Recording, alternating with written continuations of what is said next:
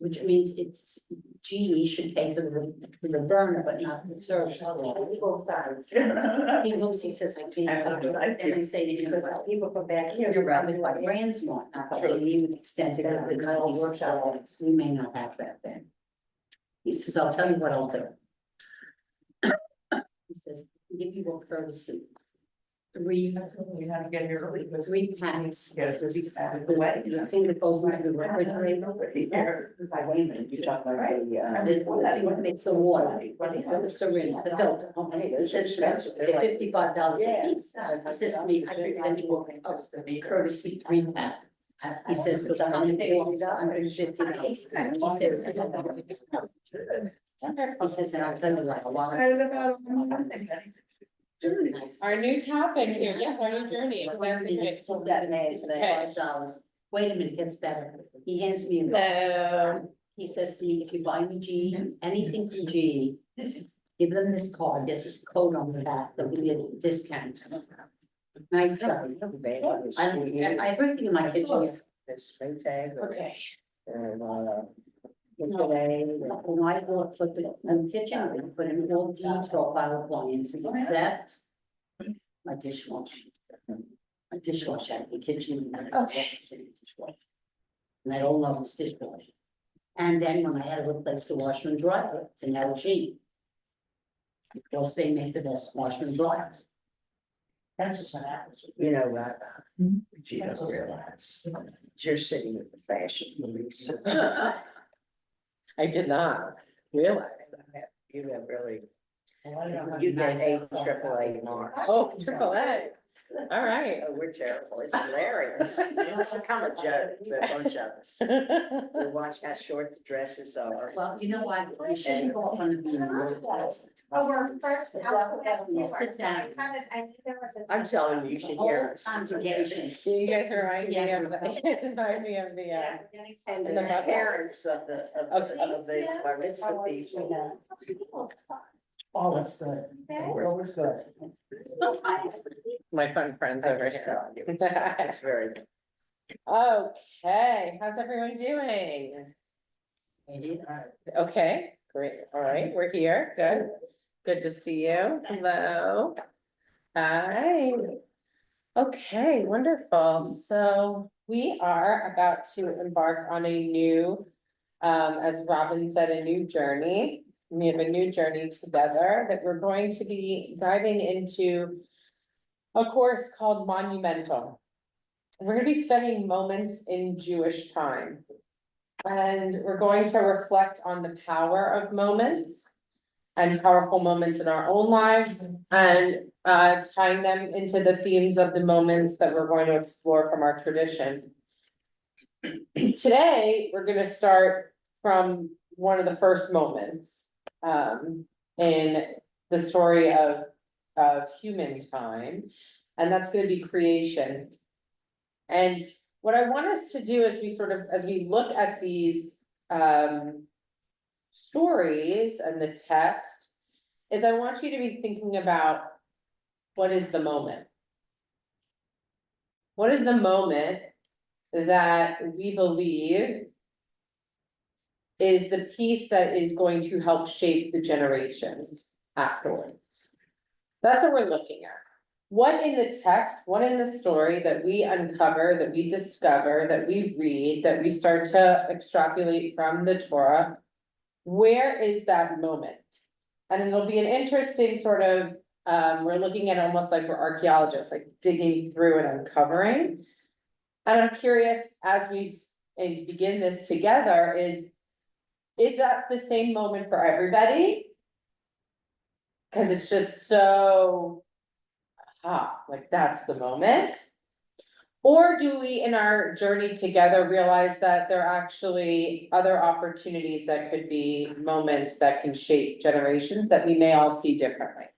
So that's what we're gonna be doing together.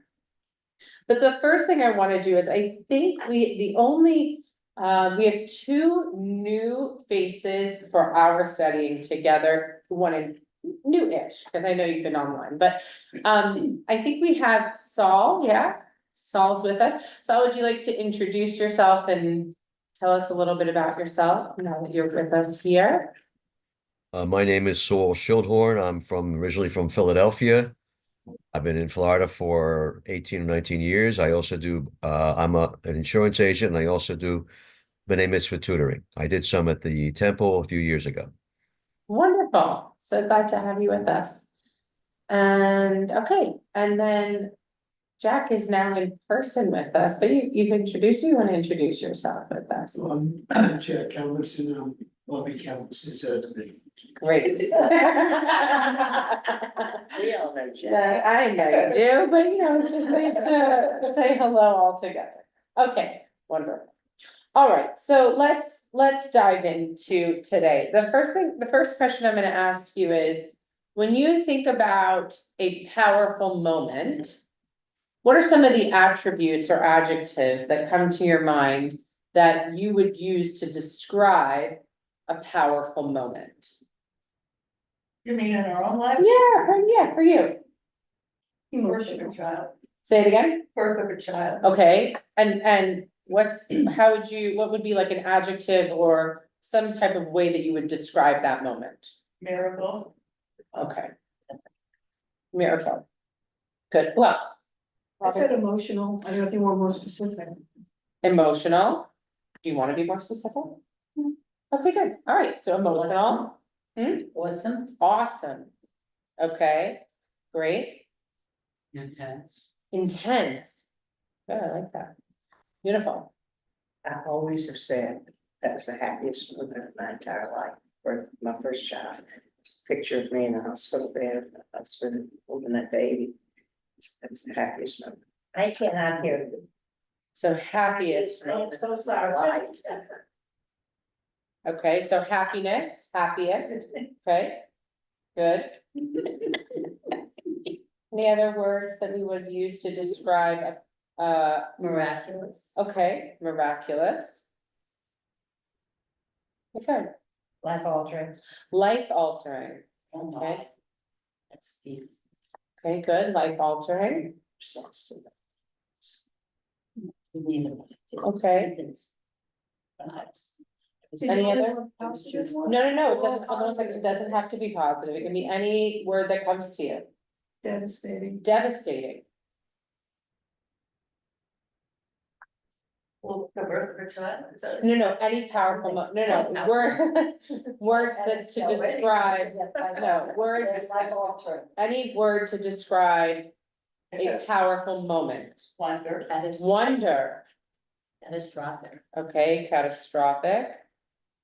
Orin, did you have one? Oh, frightening. Okay, Awesome. awesome, Heartbreaking. heartbreaking, Shock. okay. Heart opening. Oh, I think heartbreaking, heart opening, beautiful, lovely, lovely, heart opening, I love that. This would be the word, but like communal. Sometimes I was like, and so sorry. Yep, communal, Exciting. cool, okay, exciting. Beautiful, Tender. tender. Tender. Surprise. Surprising. Okay, excellent. Very good, those are all beautiful.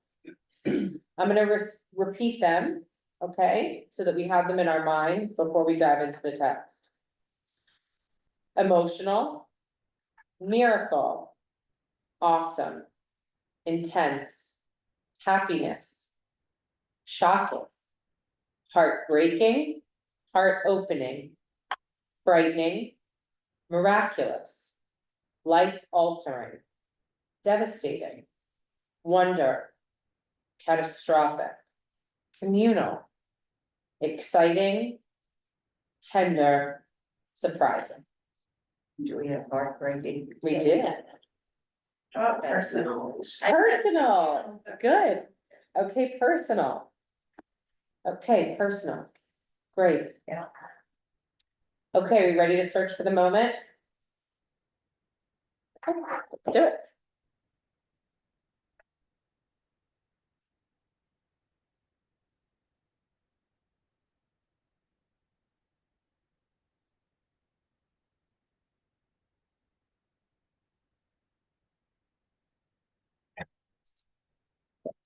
Just a second. Okay. So what we are going to look at today is we are going to look at the story of the creation of man, human beings. Because I figure if we're going to study moments that shape generations, it's not a bad idea, or it's an idea nonetheless, to actually start from the creation, from the very beginning of when we arrive on the scene. So I want us to study the creation of human beings, and what I want to do, I'm going to remind you is as I read it out loud, make note, think about, mentally take a note of what stands out for you, what do you hear, what do you see, okay? So this first text is from Genesis 1, very beginning of Torah, Bereshit, verses 26 through 31. And God said, "Let us make humankind in our image, after our likeness. They shall rule the fish of the sea, the birds of the sky, the cattle, the whole earth, and all the creeping things that creep on earth." And God created man in the divine image, creating it in the image of God, creating them male and female.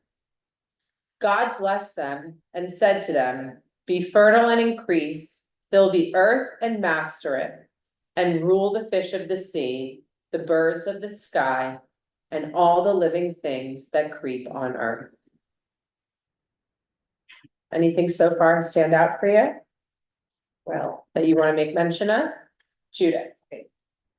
it says, let us make humankind in our image. But it's God, so who's the us? Okay, good. Love that first question. Okay, good. What else stands out for you? Bobby? Well, God created man, male and female. It's one, I mean, there's a male and female in each of us. And, in our image, there's good angels and there's bad angels, so we've got both of those in us also. Okay, so there's a duality here. We're talking about multiple aspects. Okay. Anyone else? It's about filling the earth and master it. Good. Okay, so filling the earth and mastering it stands out to Margaret. Okay, yeah, Jack. This is a phrase that has always bothered me. Image, in my interpretation, is visual. I never have understood man being made in the image of God. And everywhere I've looked, there's no answer to that. I mean, there's a question, but no one that I have been able to find has answered that question. Yeah. Do you have any answer to that? Well, we're gonna explore that question, right? Because we use a phrase, right? B'Tselem Elohim. Right, that's how in the Hebrew, B'Tselem Elohim, that makes man in the image of God, but so we are all created B'Tselem Elohim. Right, and so our tradition does stop and pause. Well, I Right. think it says in our image, correct? Yeah, in our, So in other words, you get the impression that God is talking to his royal court. And Right. they've decided that man will be made in their image, not only God's image, but whatever that God's court is. right, in this heavenly, right, divine image. So let's take the first question, because it lines up with yours as well. Judith says, "Who's the us?" Right, God is saying, and God said, "Let us make humankind in our image." So that's the first part, right? Then in 27, it says, "And God created man in the divine image." Okay. Creating it in the image of God, B'Tselem Elohim. What does this all mean, right? So the first question, the rabbis stop and pause with this first question too, Judith, and they say, "Who's the us?" And as Jack mentioned, there is this understanding that God has a court of angels. We see these angels appear throughout the text in other ways. We understand that there are these divine messengers. So the idea is that the rabbis say that God is actually talking amongst his angels and saying, all right, we're gonna make man and human beings in this image of the divine. What does that mean? It can mean a number of things. Image in terms of likeness, but then we would say, but we don't all look the same, right? We all have different attributes, we all look different from one another, so what does that mean? And the rabbis in our tradition teach us that there's this other piece of it. What does it mean if we know that each of us is created in the image of the divine? How does that change the way I understand myself? So if I said, Jack, you are created in the image of God, how does that sit for you? What does that mean to you? That's my question. I don't have a meaning. I mean, I have not been able to answer that question to myself. Yeah, so I think in some ways, I think it places a tremendous amount of responsibility on our shoulders to think of ourselves as being created in the image of something that is, of God that is divine. It also says, if I am to look at you and what I see reflected back is the image of something that is divine, then how might I treat you if I just thought of you as something that was not created in the image of the divine? How do I relate to you differently, knowing that you are this human being that has the capacity of love, of blessing, of goodness, that you reflect back to me this image of divinity, of holiness, of sacredness? Does that call us to engage with one another in a way that is also holy and sacred and divine, as opposed to just, I'm not gonna care a thing about anybody else around this room because there's nothing, why do I have to care about it? But if I myself am created in the image of the divine, and I believe that you are created in the image of divine, does that shift the way that you and I should interact with one another? Does that change my perspective of how I should behave in the world, as well as for you to behave in the world? Does that now elevate us to a place of responsibility to bring about a world that is deserving of that type of divine relationship? Does that make sense? I think you have to list the attributes of God that we're reflecting the image of. Okay, which It's are, not a visual image. It's an emotional and spiritual, ethical image that we're reflecting. okay, And that's how we're created. We're not created, well, we do have 2 arms, 2 legs, 2 eyes. But we know that we can't portray God as a physical being, so we're not reflecting a physical image. We're reflecting internal aspects of God within our spirit, that's beautiful. not in our outward. And or, right? And we can say and or. I think that's a beautiful interpretation. I think there's room, I think the beauty of it is that there's room for that interpretation, especially how we have it here. We have this conversation. Let us make human beings in our image, and then it's decided, and now we made them in the image of God, in the image of the divine, and God blesses them. Now, not only as I see you, do I see something that is holy, that I am holy, but yet we now are blessed. And what do we do with that blessing? How does that set us apart? How does that distinguish us? There's a distinction here that God has created all of these other aspects of the world: trees, plants, water, heaven, earth, fish of the sea, birds of the sky. And now God is looking to create something in God's image. And it becomes human beings. There's a distinction now. These other aspects aren't created in the image of God, that's on Elohim, but human beings are. And what is that? And what responsibility, what obligation, what characteristic and blessing is placed upon the human beings that is different than the other creations of the earth at this point? And why is that? Right? There's that question again. Okay, we're gonna explore it a little bit further in a different way. Okay? This is very heavy. I'm sorry? This is very heavy. Okay. Wait, what you're about to say? Yeah, Oh, okay. what God is saying, okay. What God, okay, is saying, be fertile and increase, fill the earth, master it. And rule Mhm. the fish of the sea, the birds of the sky, and all the living things that creep on earth. Does not say man. Okay, so. What about man? He's not saying that to Adam and Eve, who were created in the divine image. He's just saying there's the other things on the earth. So now, if we're made in the divine image, then each of us carries the spark of the divine. And don't we have the obligation to treat each other with divinity? Yeah. Hello? Why are we fighting wars? Right, I mean, I think that's exactly, right, what we're looking at here. Now, what's interesting is I wanna pull you back for just a second, we have not met Adam and Eve quite yet, right? But what's interesting that you bring up here, it is heavy. And I think, and this is really fascinating, right? We are given our first set of expectation from God here. God blesses us and says, here's what you need to do. You have to be fertile and increase. You need to create humanity, which is also interesting. Why God could have just created humanity, right? Okay, but no, we now have that responsibility. We have responsibility to fill the earth with other human beings and master the earth.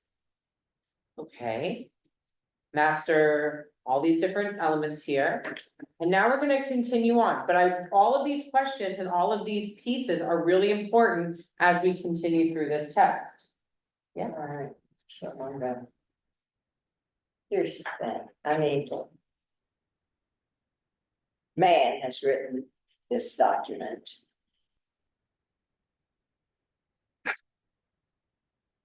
We don't know, so there's this creation of a very good story. As we don't know. We don't know how any of us got here, we don't know why. And there is a security in having this marvelous story. And in trying to understand who we are, or why we are, and how we all got here, or what happened. But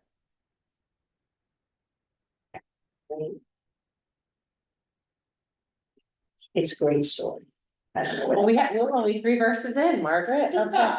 All right, so let's keep going here. All right. God said, no, we just started. We just started. So here, God said, see, I give you every seed-bearing plant that is upon all the earth, and every tree that has seed-bearing fruit, and they shall be yours for food. And to all the animals on land, to all the birds of the sky, and to everything that creeps on the earth, in which there is breath of life, I give all the green plants for food. And it was so. And God saw that all had been made and found it very good. And there was evening and there was morning, the 6th day. Okay? So this is the ending of the first story of the creation of man, of human beings. Is this the creation story you think about? Who is he saying see to? See, I give you, God said, I see, I give you to man. Right? I give this to you, to man, right, to humanity. Okay. These are yours for food. Okay? God looks around and says, this is very good. There was evening, there was morning, there was the 6th day. Okay. Now, now I want to read the second version of the creation of man. Okay? All right. Because just a few sections later, a few paragraphs later, in Genesis 2, we have another creation of man's story. The heaven and earth were finished in all their array. On the 7th day, God finished the work that he'd been doing. God ceased on the 7th day from doing any of the work. And God blessed the 7th day and declared it holy, having ceased on it from all the work of creation that God had done. Such is the story of heaven and earth when they were created, when God made earth and heaven. When no shrub of the field was yet on earth, and no grasses of the field had yet sprouted, because God, Adonai, had not sent rain upon the earth, and there were no human, Adam, beings to till the soil. But a flow would well up from the ground and water the whole surface of the earth. God formed the human, Adam, from the dust of the earth, blowing into his nostrils the breath of life, Nishmat Chaim. The human, Adam, became a living being, Nefesh Chaya. And God planted a garden in Eden in the east and placed there the human who had been fashioned. This is in Genesis 2. Anything stand out for you? How is it different? What is the difference so far? What's more active? God's blowing into the nostrils of the human. Yes. Before, didn't mention that. Okay, very good. Jack? I don't know if you agree with this, but I think it is interesting that many people believe the second version is really the earliest. Mm-hmm. And the first version comes as it was because of the anthropomorphic effect of the second, man is there, there's no higher power just saying, let there be light, and there was light. That comes later on with us understanding that God is a power and his words mean something. Here, God actively does something. Right, it's very, right, that's very, so the actions of God here are different than the ones before, right? Whereas in many ways, the first story is reflective of when God spoke and the world came to be. Basically, God spoke and human beings came to be, right? That sort of like fits with that. This is a little bit different. Look at the language that's used here. God formed the human. There's this, what's the image that comes in your mind? Somebody old. A potter. Yeah, I think of the same thing, the golem, right? Hopefully, I mean, okay, yeah, right? But right, God formed, I think of the same thing, a potter, of clay, especially because it comes from the dust of the earth. If you think of that, like God's bringing the earth together, God's forming this human being, this Adam, blows into the nostrils. And this language is so beautiful. Nishmat Chaim, the breath of life. And that is when Adam becomes Nefesh Chaya, this living being. This Nishmat Chaim is what creates this living being that's been formed, like it's almost like you could see, right? Like being formed, put together, molded from the dust of the earth. And what's that? The thing that fascinated me was the last verse. That man was formed in the Garden of Eden in the east. The hell is that about? Planted a garden in Eden in the east, right? Because we're trying to create this space, right? This space and in the east. Oh, that's beautiful. That's good. Mhm, that's beautiful. Okay. East on earth. And place there the human who had been fashioned, another element that's different, right? In the first creation story, there are this notion of two, this dual nature, there's a duality. Here and the human who had been fashioned, had been created, the breath of life had been breathed into this being, yes. Just one other thing, out of all the earth-breathing creatures on earth, God only breathed into man. Right, I mean, animals are living, it says so, right, and they breathe. right, The aspect of God actually giving soul and breath to the human being, that may have something to do with the fact that in the divine image of God, man was made. yes, absolutely. And and that's where we're going. And God said, it is not good for the human, Adam, to be alone. I will make a fitting counterpart for him. And God formed out of the earth all the wild beasts and all the birds of the sky, and brought them to the human to see what he would call them. And whatever the human called each living creature, that would be its name. And the human, Adam, gave names to all the cattle and to the birds of the sky and to all the wild beasts, but no fitting counterpart for a human being was found. So God cast a deep sleep upon the human, Adam. And while he slept, God took one of his sides and closed up the flesh at that site. And God fashioned the side that had been taken from the human into a woman, bringing her to the human, Adam. Then the human said, "This one at last is bone of my bones and flesh of my flesh.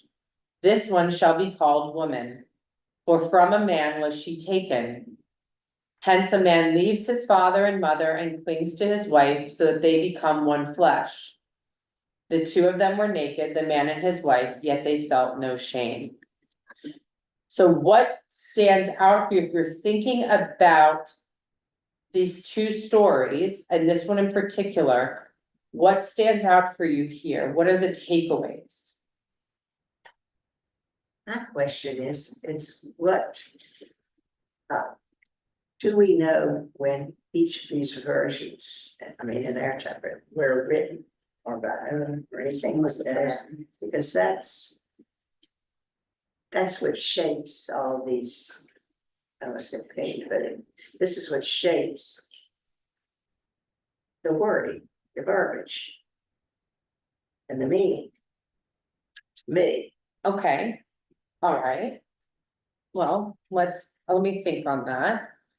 I want us to really look at this through the lens of, we're looking at this text and this story in order to uncover powerful moments that shape a generation. Okay, so Judith had her hand up, then Bobby. I had two things. One is the one at last is my bones. So what was previous? Right, And it says, what was one at last? So so, what we have before that? right, well, I think here it's a direct relation to how God sort of like created all these other animals before Adam, right? And Adam's like, oh, that's not, nope, not that, right? And then God realizes, wait a second, Okay, right? okay. And then Okay. fashions, again, the same word, this I get idea. that. Okay, all right, thank you, right, fashion form, okay, Bobby? Where in the first one does it say about the man and woman? It really doesn't, right? It just sort of says, and man, and, right, it doesn't say an individual Right. woman, right? Here's where we have this in this second discussion of the creation of man and woman, of humanity here. And This what about the mother- fashioning, forming. What about the mother and father part? Right? Mhm. So this is, right, again, this is a decision of the author, but also this idea that this is what's going to happen. Right? They are gonna be, they are the father and mother who are now going to give birth to humanity, right? And this is what the author is like sort of inserting here, that this is going to happen. This is what we have to sort of look forward to, this idea that we all will find that person, right? That will feel like someone that belongs to us, right? That is fashioned for us in many ways, like this idea of the Bashert, right? This idea that we leave our parents' house, or we leave those who brought us into this world, or who raised us in this world, and then we cling to that partner, whoever that partner is. And we become one in many ways. Anita. Bothers me, this version, the two of them were naked, the man and his wife, yet they felt no shame. This is certainly a moment, a memorable moment. What the heck is shame? We haven't been introduced to that idea. And everything on the earth was naked. So why suddenly, we weren't clothed, Right, the Right. animals weren't clothed. right, this is like that one line that's gonna foreshadow the Garden of Eden, right, the tree story and the fruit that we This studied author- before. This author, to me, this second story is much more eloquent than the other story. It's written in a different form of language. Mhm. I haven't studied this in Hebrew in 60 years. So I really don't remember. But I remember thinking that this one was more eloquent than the other one. Yeah, right, the language is very different here.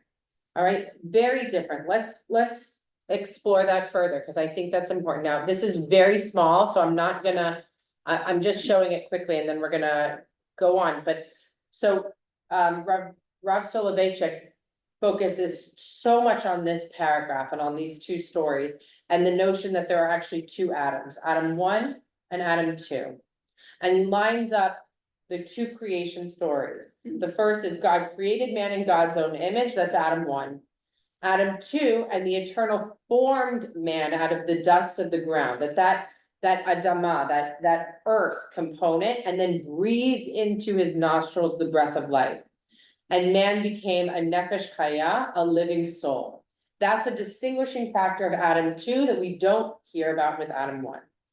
Adam 1, the charge that God gives to Adam 1 is God blesses them and says to them, be fertile and increase, fill the earth and master it. Whereas Adam 2, God plants a garden in Eden, places them there, whom God had formed. God took the man and placed him in the Garden of Eden to till it and to tend it. It's a very different charge. The first is be fruitful and increase the earth and master it. Adam 2 is placed in this garden and God says, this is your garden, now till it, work it, and tend to it. But there's this nurturing element to it. Adam 1, God created him male and female, God created them, okay? And in the second part we just read that God forms woman out of the side of man, okay? There's this molding, this potter at the potter's wheel, not only forming Adam, but also that Adam is put into a deep sleep and from his flesh, from his rib, from his side, woman is actually fashioned, okay? And this one would be called woman. So these are the two distinctions of the first Adam and the second Adam. Yeah.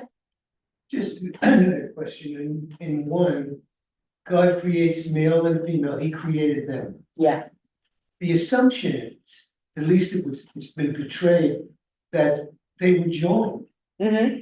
It's kind of tough having kids be back to each other, but anyway, the question is, in the second being more human, they are individuals at the beginning of both. Yes, yes.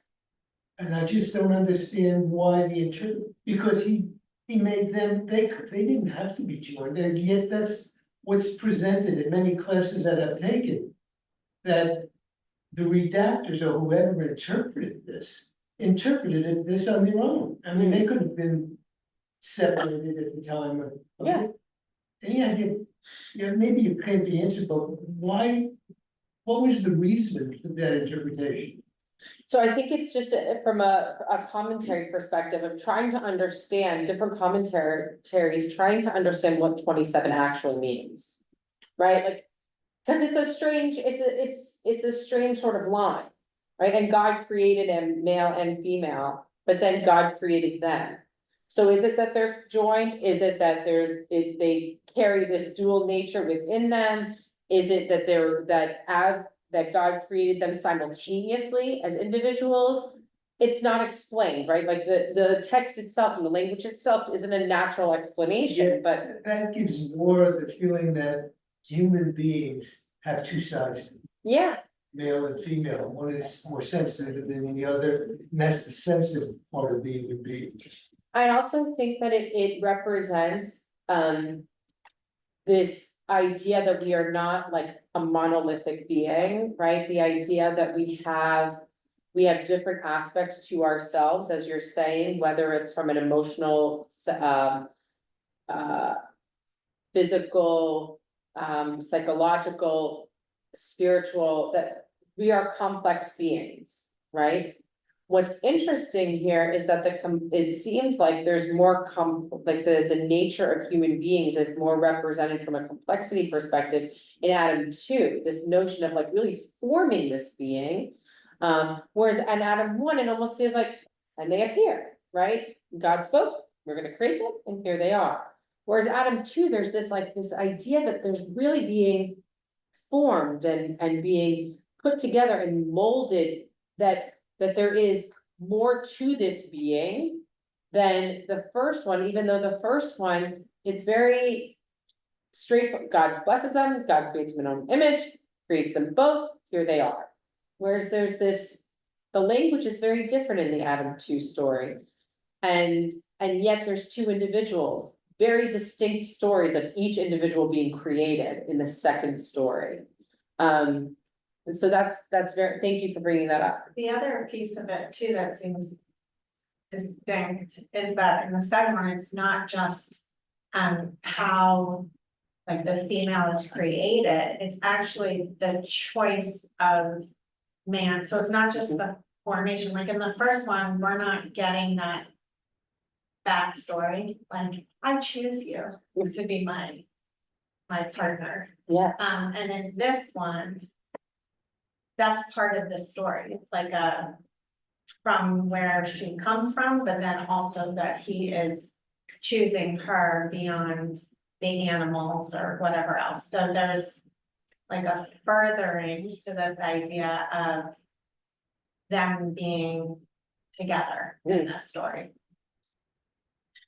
So I love the idea too here that you bring up is this idea of choosing, that in both of these sections here, God creates this man, this human being.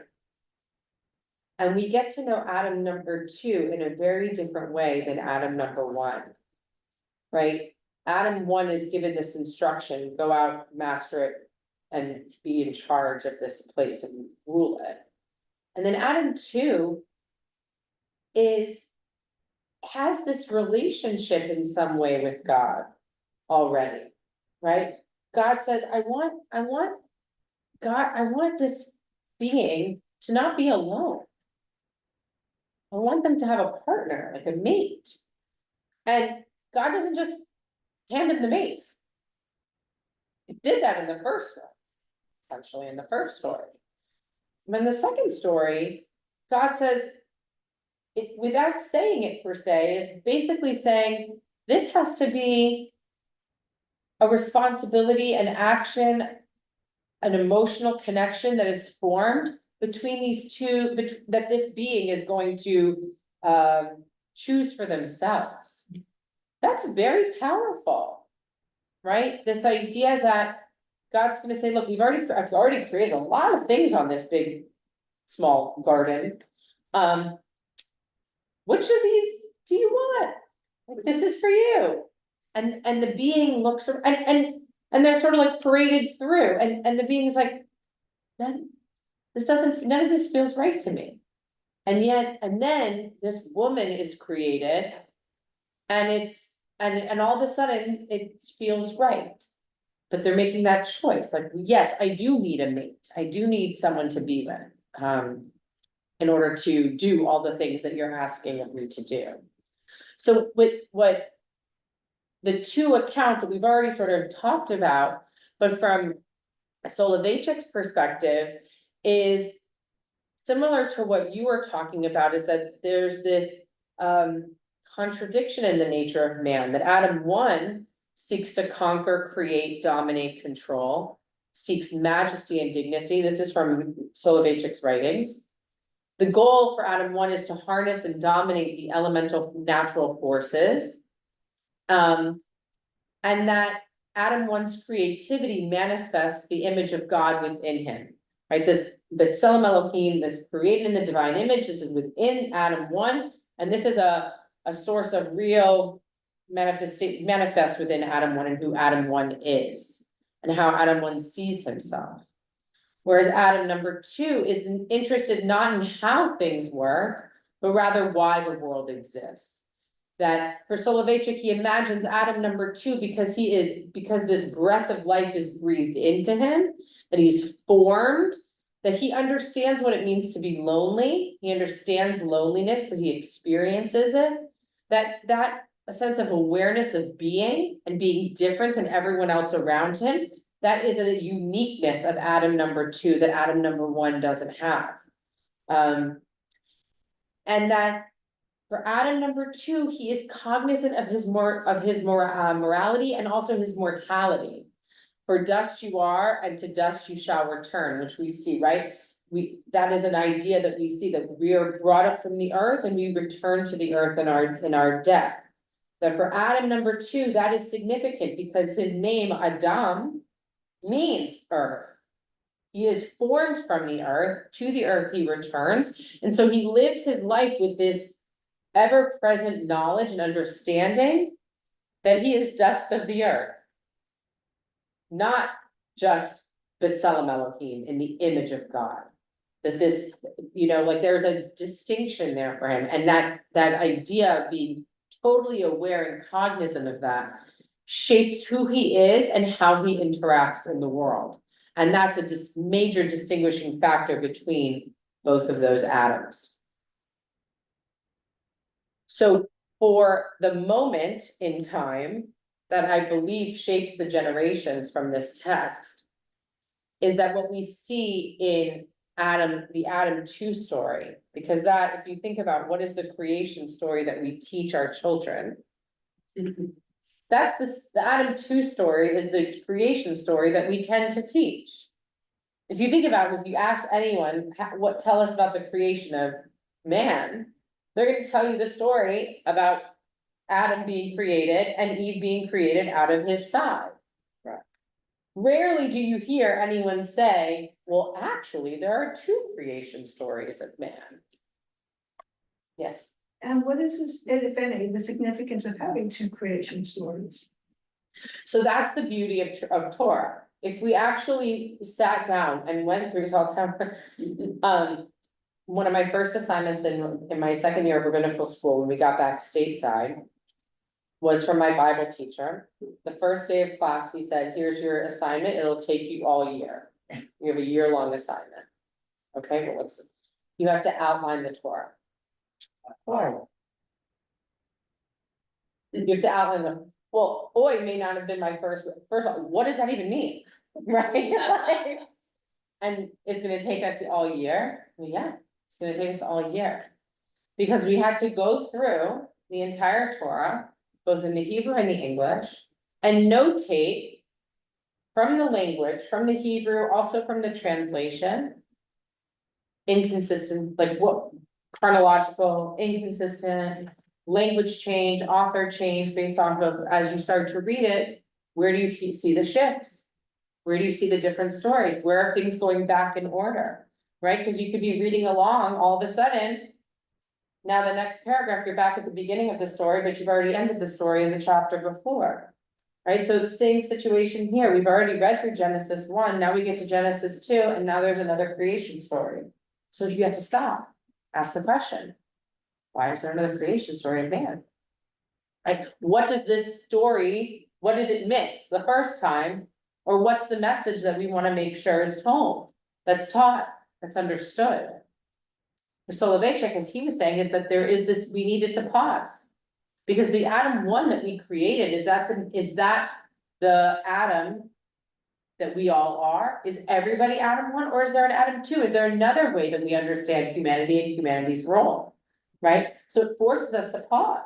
So why? I don't necessarily know the answer. I don't know if it's a straight answer as to why, but what I think it does show is it shows the living document that the Torah is, as well as the multiple authors and hands that help to create and codify what we know as the canon of Tanakh, of Torah, the 5 books of Moses and beyond. That it's almost like there's these little pieces and puzzles that were put together. As you read it through, you say, wait a second, that's not the Adam that we know, right? Maybe we need to sort of bolster that story, that creation of man. Is that the man that we created, or is that what else happened in that moment? And look deeper. And let's look deeper, let's unpack that a little bit further, right?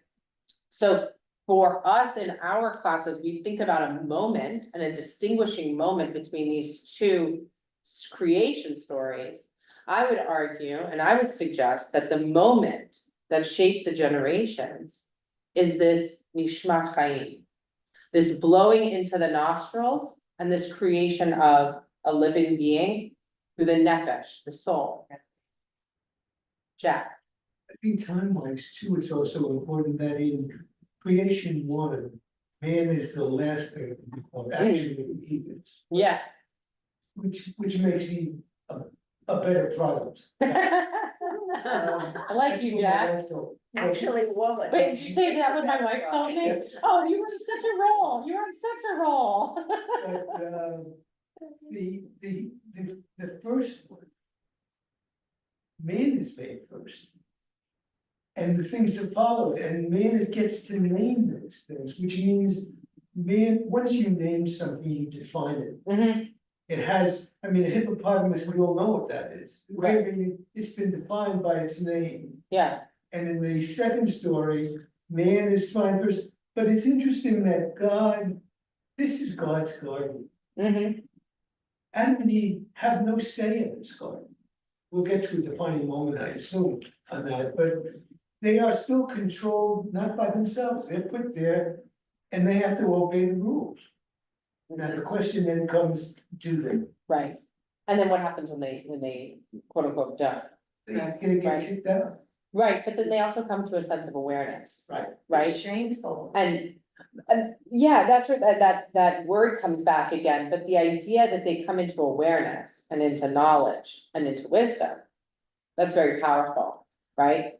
In this first section, and these two creation stories of man, I want us to focus on the moment in time that I believe that for this really helped to shape the generations, and especially from us, from a Jewish perspective of our liturgy, our worship, and how we understand who we are, is this creation of the soul.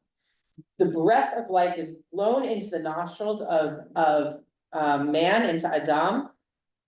And at that moment, he becomes nefesh chaya, a living soul.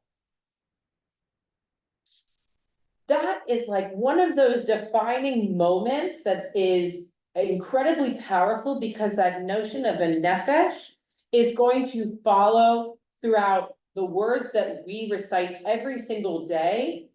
One of the first things that we recite in the morning is thanking God for that soul. Right? Modani lefanecha, before we even stand up, we should sit up into our bed before we even really fully open our eyes. And the first words we should recite are Modani lefanecha. Thank you, God, for creating me, for allowing me to be here, and for granting me this soul, a pure soul. Meaning that each and every day, we are grateful to God for restoring our soul. My God, here are the words, my God, the soul which you have bestowed in me is pure. You created it, you formed it, there's that word again, you breathed it into me, and you preserve it within me. You will eventually take it from me and restore it in me in the time to come. So long as the soul is within me, I give thanks to you, Adonai my God, and God of my fathers, Lord of all creatures, master of all souls, blessed are you, Adonai, who restores my soul. Elohai Neshama is part of our morning Shacharit preparatory prayers.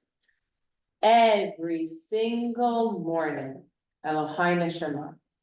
Thank you, God, for bestowing in me a pure soul, restoring it to me. So the idea is here that every day we live our life. Sometimes we make really awesome choices and we do really great things. Sometimes we make not so great choices and don't do such amazing, wonderful things. The idea, though, is that each and every morning we are granted this pure soul. Not to say, do over, I know that I'm getting a new soul tomorrow, so have at it. But the idea, right, that we have within us these two elements, the Yetzer Tov, the Yetzer Ra, the inclination to do good, the inclination to do evil, to do bad. It's our choice. That's a responsibility. There's that B'Tselem Elohim piece. We're created in this image of God. We are formed. God breathes into us. We're granted this soul. It lives within us, this vessel. And we have, each of us, this holy vessel that we have contains this nefesh chaya, this living soul. And if, imagine what I want, what I want to, these words are so beautiful and they're so powerful, we say them every day. But oftentimes, we don't necessarily think about the power of what these words are suggesting. My God, Elohai Neshama, the soul that you have bestowed on me. You gave me this soul. You created it, you formed it, you breathed it into me. I'm grateful for that. I'm grateful that you restore this soul every day. I am the vessel of this soul. I am the keeper of this soul. I'm responsible. How do I care for this soul? I also know that each and every one of you have been granted this soul. God formed it, God created it, God breathed it in, and you preserve that soul. If we lived in a world in which we said every morning, I know I have this soul that is pure, I know you have this soul that is pure, but Tselem Elohim, we're created in this image of God. We are the carriers of this sacred element, this spark that lives within this vessel of us. How will I approach the world today, knowing that I carry that within me? How will I breathe this soul and this spark into the world? It's a different way to think about it, but it grants us a lot of spiritual energy and power and a perspective to say, breathe it into me. That also means I have the power necessarily to breathe it into the world. This idea of soulfulness, of the spark of the divine. How does the world shift and change if we, and the nature of it shift and change, if we think about that sense of divinity coming from within us out into the world? I want to leave you with this last reading. This is from the Orot Kodesh from Abraham Isaac Cook. Okay, he was one of the major Torah personalities of the early 20th century, but most known for being the rabbi of Jerusalem in the early 1920s. So he wrote, Rav Kook wrote, the inner spark, the inner essence of the soul, which reflects, which lives the true spiritual life, must have absolute inner freedom. It experiences its freedom, which is life, through its originality and thought, which is its inner spark that can be fanned to a flame through study and concentration. But the inner spark is the basis of imagination and thought. If the autonomous spark should not be given scope to express itself, then whatever may be acquired from the outset will be of no avail. This spark must be guarded in its purity and the thought expressing the inner self in its profound truth. Its greatness and majesty must be aroused. This holy spark must not be quenched through any study or probing. The uniqueness of the inner soul in its own authenticity. This is the highest expression of the divine light. The light planted for the righteous, from which will bud and blossom the fruit of the tree of life. What are your reactions? Hold on 1 second, Margaret, I want to hear, I do. I first just want to have initial reactions of this text. Stunning. It's awesome. Awesome. It was a wow. Wow, okay. Okay, good, why? It feels very interior, which I love, like this idea that. Like the being within ourselves is where the purity of that, like that we have what we need inside us. We have what we need inside of us. Beautiful. Any other reactions, Anita, please? My mother, who lived to 91 and a half, and before she died, she said to me, I wake up in the morning and I say, God gave me this beautiful day. I'm going to use it well. And I didn't appreciate what she said when I was in my 70s. But now that I'm in my 80s, I understand more. And I think that as you grow older, you do get to a place, if you think And it changes your whole life. It's true. I'm a much kinder person now than I was 25 years ago. Come on. Sure I am. I think you were kind of thin too, but. No, Okay. Beautiful. I'm gonna use it well. It's true, as we're getting older, I mean, there's so much, I wake up every morning, I mean, it's.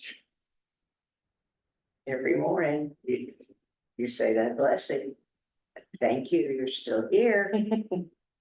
Yeah. Yeah. Any other reflections? Not to let anybody put your spark out. I love that. Yeah. That's beautiful. Jack. Now, maybe the image of God that still wanders has to do with the fact that every day God, at night, God renews this aspect of an inner goodness. Maybe that's the image of God. Whatever that unique goodness is. Yeah, The next day you have a chance to prove yourself. yeah, Yeah, it's like, that's the partnership in creation. That's the partnership piece, that's the image. So our moment in time that we experience today, our moment in time that shaped the generation, this idea that God breathed into us and created us this nefesh chaya, this idea that we've been granted a soul. How does that shape our worldview? How does that shape who we are going to be from this week to next week? With the knowledge that in that moment, we were granted this incredible, powerful gift. That we are vessels to carry this sacred spark, this sacred holiness, this nefesh chaya, this living, breathing soul. And how do we now understand our part in this world, our responsibility in this world? How do we now breathe that soul, that spiritual spark, that holiness into the world? I'm gonna ask you to think about that through the moments that you will live from this week until next week, and then we will explore a new moment. But I'm gonna ask you if you want to reflect on what that feels like and what that felt like over the past week, you can share with us at the beginning of next session. Thanks for being here with us. Thank you. Thank you, everyone online. We'll see you next week.